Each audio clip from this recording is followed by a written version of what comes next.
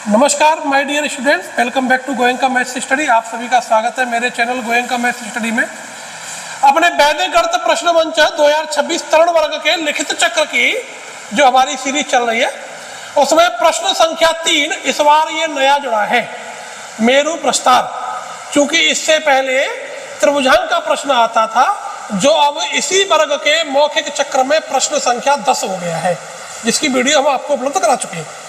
तो मेरु प्रस्तार में किस प्रकार का प्रश्न आएगा, उसको कैसे हल करना, क्या क्या चीज हमको आनी चाहिए, ये सब मैं आपको यहाँ बताऊंगा इस वाली वीडियो में। तो आप अपने कॉपी पेन को बंद करके ध्यान लगा करके पहले एक बार वीडियो को समझ लेंगे, उसके बाद धीरे धीरे चीजों को फिर नोट करेंगे। तो देखिए, मेरु प्रस्तार माने द्विपद प्रमेय। मेरु प्रस्तार माने क्या है? इसको जो आप कक्षा 11th में पढ़ते आए हैं, द्विपद प्रमेय यानी बाइनोमियल थ्योरम। क्या बोलते हैं जी इसको? Binomial theorem. ठीक है, तो x प्लस वाई की पावर n, तो मैं इसको x प्लस वाई न कह करके कहता हूं ax प्लस by की पावर n। ठीक है, अब n क्या है? n कितना होगा? n फॉर नेचुरल नंबर होता है, लेकिन नेचुरल नंबर तो बहुत सारी होती है, तो वही कहां तक निकालना। तो इस प्रश्न को जोड़ने के लिए इसकी जो शर्त है वो है n इजिकल टू 5, यानी n की वैल्यू हमने फिक्स की है कि n इजिकल टू होगा 5।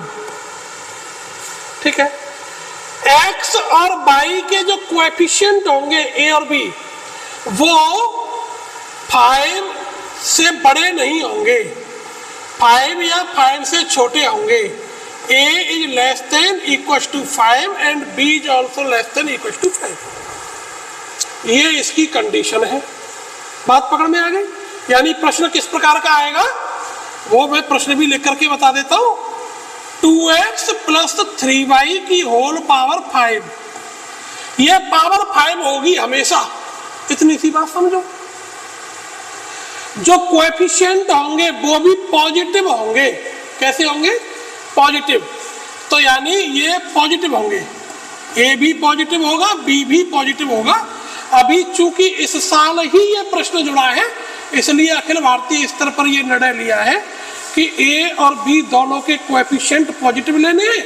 आगे के 1 आध 2 3 वर्षों में फिर इनको नेगेटिव और थोड़ा सा क्रिटिकल इसको बनाएंगे। अभी फिलहाल बिल्कुल सिंपल वाली प्रोसेस।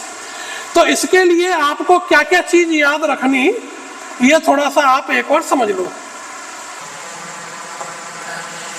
तो क्या याद रखना वो समझिए। एक तो 1 से लेकर के 5 तक की संख्याओं की 5वीं घात की वैल्यू, 5वीं घात तक की वैल्यू, 5वीं घात तक की वैल्यू वो मैं लिख रहा हूं, उसको आप एक बार समझो। 1 से लेकर के 5 तक की डिजिट्स की 5वीं घात तक की वैल्यू ये मैंने लिख दी। तो 1 की पावर 0 की वैल्यू 1, 1 की पावर 1 की वैल्यू 1, 1 का स्क्वायर 1, 1 की पावर 3 जो भी होती है 1 होता है। दूसरा ऐसे ही 2 की पावर, ये आपको याद रखनी पड़ेगी। एक बात ये समझो। अब दूसरी बात, जो कोएफिशिएंट निकलेगा वो कैसे निकलेगा उसको आप समझिए। ये तो हमको याद करना ही करना है हर हालत में मेरु प्रस्तार को हल करने के लिए। इतनी सी बात समझो। फिर मैं बताऊंगा आपको प्रश्न कैसे हल करना, कैरी लिखनी कि नहीं लिखनी, कितनी कैरी लिखनी, कैसे करना, वो सब बताऊंगा। दूसरी बात समझिए, तो इसके कोएफिशिएंट कैसे निकलेंगे? क्योंकि यहाँ पर पावर 5 है। पावर कितनी है? 5 है। इसलिए तो देखो, इसके लिए हम 11 को लेकर के चलते हैं। क्योंकि जो मूल प्रश्न है वो है x प्लस वाई की पावर n, तो हमने यहाँ x का कोएफिशिएंट 1 माना, y तो x प्लस वाई की पावर n, ये मूल प्रश्न है ना। तो x का 1 और y का 1, तो ये मिलकर के बन गया 11। चूंकि n की वैल्यू अधिकतम 5 है तो हम 5 के लिए कोएफिशिएंट फाइंड आउट करेंगे। इतनी सी बात हमको समझनी। ठीक है, तो देखो वो कैसे बनता है, कोएफिशिएंट क्या क्या बनेंगे वो हमके ध्यान में आने चाहिए। ठीक है जी। तो निकालना तो मैं आपको सारे बता रहा हूं, लेकिन यूज केवल 5 के लिए एक वो कोफिशिएंट याद रखने। तो देखो 11 की पावर 0, इसकी वैल्यू कितनी बनेगी 1। यहां से मैं आपको कोफिशिएंट निकालना बता रहा हूं।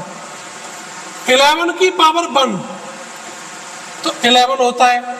11 की पावर 2 कितना होता है जी 121। 11 की पावर 3 कितना होता है 1331। अब मैं जैसे ही पहुंच जाऊं 11 की पावर 4 32 गुण है। तो अब क्या करेंगे, आप इस पैटर्न को समझो, ये बना कैसे। इसको बोलते हैं मेरु प्रस्तार त्रिभुज, ठीक है।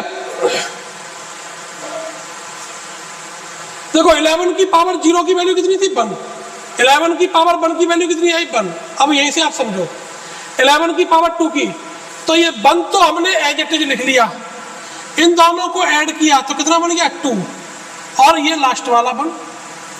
11 की पावर 3 की वैल्यू कैसे आई 1 एज इट इज, 1 + 2, 2 + 1 और फिर 1 एज इट इज। ऐसे 11 पावर की 4 के लिए कोफिशिएंट निकालो तो 1 तो जो कहते हो 1 + 3, 3 + 3, 3 + 1 और 1 का 1। तो ये 11 की पावर 4 की वैल्यू भी हो गई और 11 की पावर 4 के लिए कोफिशिएंट भी हो गई। 11 की पावर 5 निकाल लो जी अब यहां से कोफिशिएंट, वही पैटर्न के मापे 1, 1 + 4, 4 + 6, 6 + 4, 4 + 1 और 1 का 1। तो ये हमारे क्या हुए कोएफिशिएंट हुए हैं, ये क्या हुए कोएफिशिएंट। इतनी सी बात ध्यान रखो, it is not the value of 11 to the power 5, it's only the coefficient for the Meru Prastar if n = 1। ये कोएफिशिएंट है 1, 5, 10, 10, 5, 1। इनका हम यूज करेंगे, अभी प्रश्न आपको कैसे हल करना वो बताएंगे। तो आपको ये कोफिशिएंट याद रखने, क्योंकि n की वैल्यू यहाँ पर फिक्स कर दी गई है 5 है, तो आप हर बार यही कोफिशिएंट याद रखेंगे 1, 5, 10, 10, सॉरी 1, 5, 10, 10, 5, 1। तो आप देख रहे हैं कि जितनी पावर है उससे अधिक कोफिशिएंट है। जब विस्तार करते हैं तो एक अधिक पद आता है, क्योंकि आपने शुरुआत कहां से की है 0 से।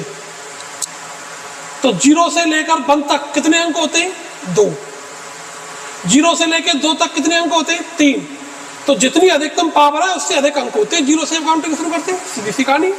चलिए, तो एक तो ये वाली बात आपको याद रखनी। अब आप कहेंगे कि सर 11 की पावर 5 की वैल्यू क्या होती है, तो वैल्यू भी निकाल लो भाई।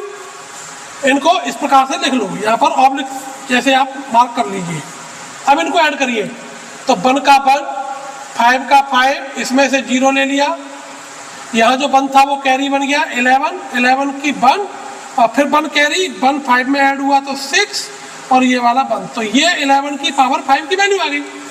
ऐसे ही आप 11 की पावर 6 के कोफिशिएंट निकाल सकते हो, निकालने को तो देखो क्या बन गए 1, 6, 15, 20, 15, 5, 1, 6 और 1। ये तो हो गए कोफिशिएंट। वैल्यू निकालोगे तो ऐसे ही कर दो भाई, ऐड कर दो, जैसे ये वाला ऐड किया। इतनी सी बात पकड़ में आ गई। चलिए, अब मैं आपको एक प्रश्न लेकर के बताता हूं, ठीक है। उदाहरण लेंगे तो कैसे उसको प्रश्न आएगा और फिर उसको कैसे हम सॉल्व करेंगे। मान करके चलिए 2x + 3y की पावर 5 आया, तो इसको सॉल्व कैसे करना ये अब आप समझिए। सबसे पहले कोएफिशिएंट लिख लो। पावर 5 है तो कोएफिशिएंट कौन कौन है वो हमारी समझ में आने चाहिए। 1 थोड़ी दूरी पर लिख लो, प्लस का 5, प्लस का 10, प्लस का 10, प्लस का 5 और प्लस का 1। ये कोफिशिएंट है। आंख बंद करके पहले इन्हें ढकेल दो, इनको लिखो, कैरी आपको लगानी नहीं। अब क्या करना, x की पावर को घटते क्रम में, y की पावर को बढ़ते क्रम में। जीरो से स्टार्ट करना, और घटते क्रम के लिए मैक्सिमम पावर से स्टार्ट करना, और कहां तक लेके जाना, जीरो तक। चलिए, तो x का जो कोफिशिएंट है देखो 2x की पावर 0, सॉरी 2x की पावर 5, क्योंकि x घटते क्रम में, y बढ़ते क्रम में, और 3y की पावर 0। इतनी सी बात समझ में आई। अगला वाला टर्म क्या होगा, इंटू तो रहेंगे यहाँ पे 2x की पावर 4, 3y की पावर 1, ये लिख दो 2x की पावर 3, 3y की पावर 2, 2x की पावर 2, 3y की पावर 3, 2x की पावर 1, 3y की पावर 4, 2x की पावर 0, 3y की पावर 5। इतना लिख दो भाई। लिखित चक्र का प्रश्न है, 1 मिनट का समय है, तो ये सब करना पड़ेगा आपको। अब यहां पर आपको वैल्यू ज्ञात करके मल्टीप्लाई करके वो कैलकुलेशन आपकी फास्ट होनी चाहिए। एक सावधानी वाली बात, x और y की जो पावर है उनका टोटल करके देख लो, 5 आना चाहिए प्रत्येक टर्म में। अगर नहीं आ रहा है तो आपका आंसर गलत हो जाएगा। देखो 5 + 0 5, 4 + 1 5, 3 + 2 5, 2 + 3 5, 1 + 4 5, और 0 + 5 5। बात समझ में आ गई। प्रत्येक टर्म में x और y की जो पावर्स है उनका टोटल 5। एक नजर बचा करके चेक कर लो 1 सेकंड में 5 5 लिखी कि नहीं लिखी। अब क्या करना, देखो 2 की पावर मैंने बताया था ना, 1 से लेकर के 5 तक के डिजिट्स की 5वीं घात तक की वैल्यू ये आनी चाहिए, माइंड में क्लिक होनी चाहिए, और मल्टीप्लाई क्लिक होना चाहिए धड़ाके से। चलिए, किसी भी डिजिट की पावर 0 होती है उसकी वैल्यू 1 हो जाती है, ये वाला कॉन्सेप्ट आपको क्लियर होना चाहिए। तो एक तो इसकी वैल्यू 1 हो जाएगी और एक इसकी वैल्यू 1 हो जाएगी, 2 टर्म में। तो इनके एक एक ऐसे ही सॉल्व करने। 2 की पावर 5 32, 1 में इंटू करेंगे 32 x की पावर 5। बाई को लिखने की जरूरत ही नहीं है क्योंकि उसकी वैल्यू 1 हो गई। प्लस 2 की पावर 4 16, और 3 की पावर 1 3, तो 16 3 जा 48, और 48 5 जा 240 इंटू कठिन हो गया। मल्टीप्लाई क्या हो गया, कठिन हो गया भाई। 16 का 3 में किया और फिर 5 में किया, तो 48 का 5 में करना कठिन है। तो आपको अपना स्वविवेक वहां पर लड़ाना पड़ेगा कि पहले किस डिजिट में मल्टीप्लाई करना। तो 2 की पावर 4 की वैल्यू 16, तो 16 का मल्टीप्लाई 5 में करेंगे 80, और 80 में 3 का इंटू करेंगे, ये आसान है। 48 में 5 का इंटू करेंगे, ये आसान है। वह मल्टीप्लाई करके नहीं देखा जाएगा, इतना रफ वर्क करने की अनुमति नहीं है। अनुमति हो भी, आप करेंगे भी तो आप इंटू में ही उलझ जाएंगे। इसलिए ओरल इंटू करना आना चाहिए। और पहले किस डिजिट का किस में, जो 6th क्लास में क्रम विनिमय एक मेथड पढ़ते हैं ना मल्टीप्लाई करने का, क्रम विनिमय, वो हमको आना चाहिए भाई, किसका मल्टीप्लाई किस में करना। तो मुझे जो लगता है कि 16 का मल्टीप्लाई 5 में करना आसान है। तो 80 इंटू 3 240, x की पावर घटेगी, y की पावर बढ़ेगी 1, ऐसे लिखो। इतनी सी बात ध्यान में रखनी। प्लस 2 की पावर 3 हो गई 8, 3 की पावर हो गई 9, तो 8 9 जा 72, 72 का 10 में इंटू हुआ तो 720, x की पावर घटेगी, y की पावर बढ़ेगी। प्लस 2 की पावर 2 4 हो गया, 3 की पावर 3 27 हो गया। ठीक है, मल्टीप्लाई करना। 27 का 4 में करो 108, 108 का 10 में करो तो 1080। x की पावर घटेगी, y की पावर बढ़ेगी। इतनी सी बात है भाई। प्लस 2 की पावर 1 की वैल्यू 2 होनी है, तो 2 5 जा 10, ये तो 10 ही रखो, इसका इंटू करना आसान है। 3 की पावर 4 81, और 81 का 10 में इंटू करेंगे तो 810, x की पावर घट गई, y की पावर बढ़ गई। या इसकी वैल्यू 1 हो जाएगी, तो इसका तो पिंड छोड़ो जी इसका। 3 की पावर 5 कितना होता है? 243। अब x की पावर 0 है, लिखो तो लिख दो, ना लिखो तो रहने दो, केवल y की पावर 5। इतना सा काम आपको करना, 2 लाइन में आपको जवाब देना, ठीक है। मुश्किल से 30, 35, 40 सेकंड में पूरा प्रश्न हो जाएगा। मुझे लगता है पूरा मेरू प्रस्ताव आपकी समझ में आ गया होगा।